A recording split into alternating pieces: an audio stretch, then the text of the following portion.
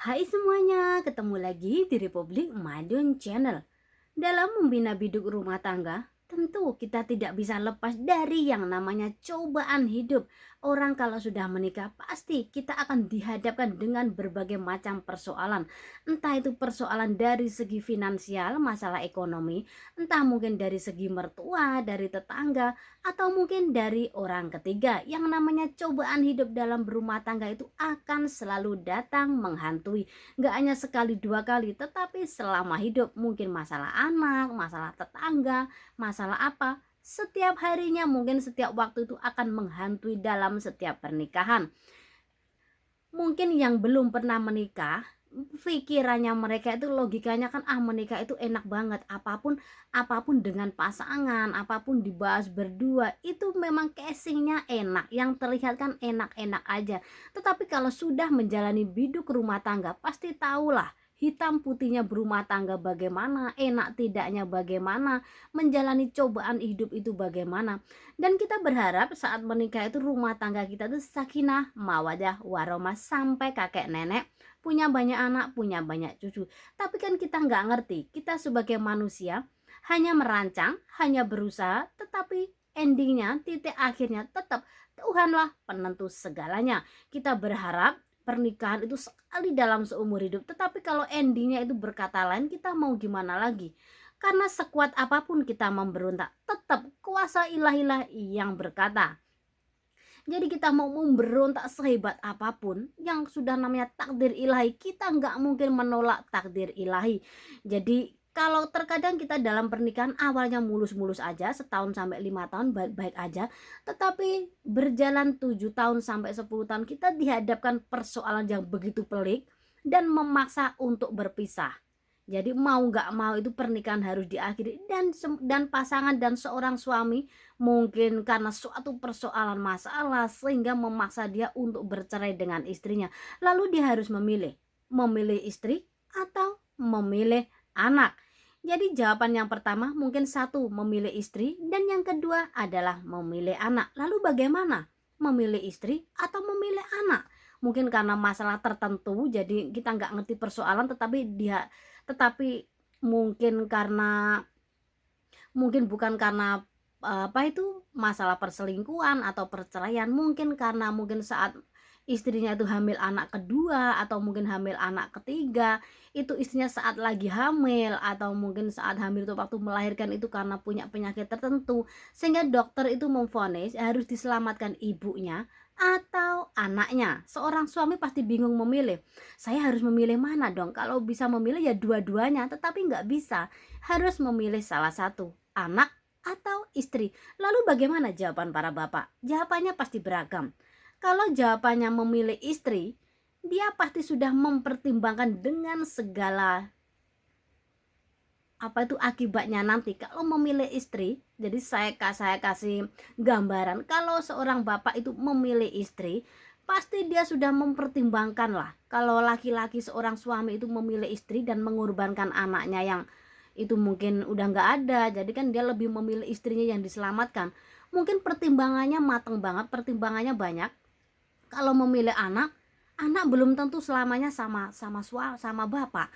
Nanti anak saya jaga, nanti dia sudah menikah pasti meninggalkan saya, pasti dia itu ikut suami, ikut istrinya, kan pasti seperti itu. Jadi dia lebih memilih istri karena mungkin dia saking cintanya dengan istrinya, dia nggak bisa melepaskan istrinya. Mungkin istrinya terlalu baik, soleha, jadi dia mau mencari seperti itu susah banget. Jadi adanya cuma di istrinya dia, jadi mau nggak mau dia kepengen istrinya. Kalau memilih istrinya, dia pikirnya kan, kalau saya memilih istri saya, toh nanti istri saya kalau bisa hamil lagi, kan bisa hamil lagi, toh walaupun sudah nggak bisa punya anak lagi, anaknya sudah dua, kan mungkin mungkin pemahamannya seperti itu. Jadi dia pertimbangannya ke arah situ kalau lebih memilih istrinya. Kalau anak, saya nanti milih anak, toh anak sudah punya dua, saya milih anak, nanti anak sudah nikah, belum tentu anak menemani saya sampai saya tua nanti. Nggak seperti istri saya saat lagi saya berjuang, saat lagi nggak punya apa-apa, saat lagi sukses, istri saya selalu menemani saya. Kalau jawaban para bapak itu memilih istrinya, berarti pertimbangannya seperti itu. Tapi bagaimana kalau para bapak itu ada laki-laki yang lebih memilih anaknya? Ada yang lebih memilih anaknya, jadi kalau untuk merelakan gimana? Memilih istri atau anak?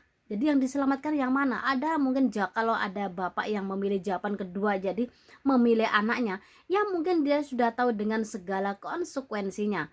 Kalau anak kan nggak ada yang namanya bekas anak, tetapi istri ada yang namanya bekas istri, dan nggak ada yang namanya bekas anak. Jadi dia mikirnya pasti ke arah situ.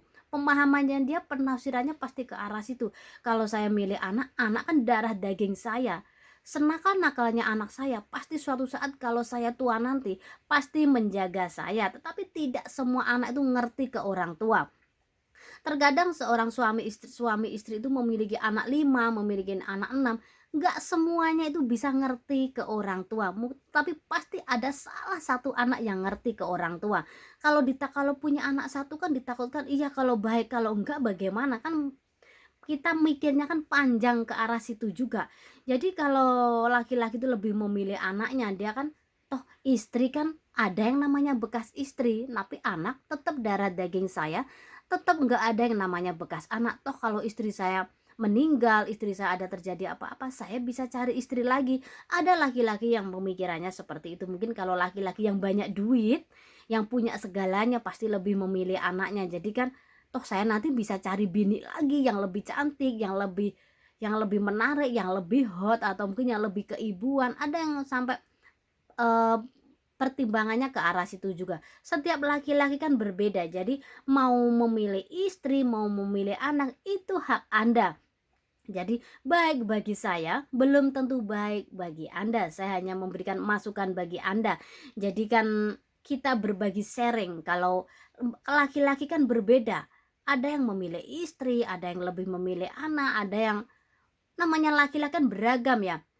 Jadi pemikirannya orang itu memang berbeda. Jadi kita mau memaksa saya jadi saya ngasih saran seperti ini, saya baik bagi saya kan belum tentu baik bagi Anda. Jadi saya cuma ngasih masukan buat Anda. Jadi kalau ya kita berharap rumah tangga kan baik-baik aja. Jadi nggak ada yang harus dipilih. Kalau bisa ya ada istri, ada anak, ada suami, kan seperti itu. Jadi kan lengkap kebahagiaan. Tapi kan kita nggak ngerti endingnya nanti seperti apa. Kita berharap semoga kita semuanya nanti diberikan kebahagiaan, rumah tangga yang utuh, rumah tangga yang sakinah, mawadah, dan warohmah.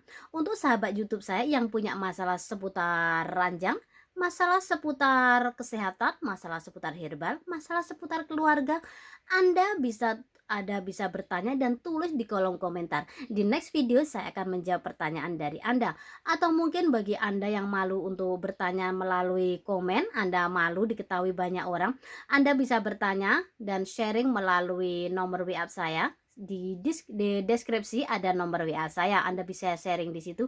Nanti saya akan ngasih jawaban kepada Anda.